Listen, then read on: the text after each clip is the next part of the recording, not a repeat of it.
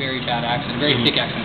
Russians and people with any Slavic background have a thick accent, and so this woman, she developed this training program to help actors fake an American accent, and apparently the American accent is very complicated to do. Like, I didn't think it was, but it is. With intonation, because, for example, in English, which is very unique to English and French too, we change tones. We like go, down and up. Like what a, that a boy. Like in the word boy alone. Intonation. Yeah. So you change tone. You go from down low to up high before you finish the word. That's very unique to English. Changing tone that much. And that's this book talks about. That's one reason why English music might be so popular, and because it goes well with the music. So English is almost musical in the sense that it's going up and down like music does. So it's easy to go with the instrument. And then the American accent, if you're going to compare it to music, is like jazz. Yeah. And it's interesting to do. Like Russians have a hard time saying the phrase, for example, very well. Very well. But with practicing. Changing your tone and your stresses, you can lose that accent in practice.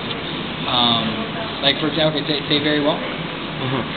Very well. Yeah. You see, so try to pronounce the v. Because it's interesting. You have the same exact letter in Russian. The V, V. So it's just the same. So very well. Yeah. It's not the same.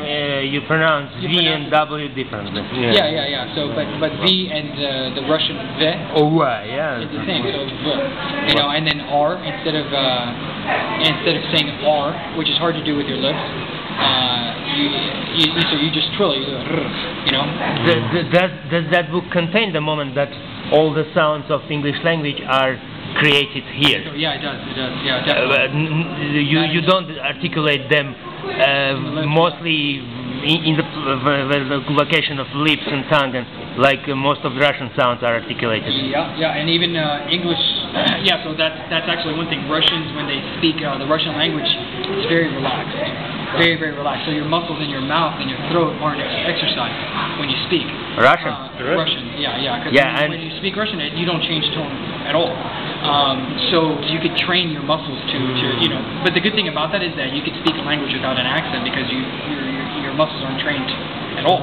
So you could learn Chinese, Spanish, almost anything, and if you practice it, you could lose the accent, right? Because you have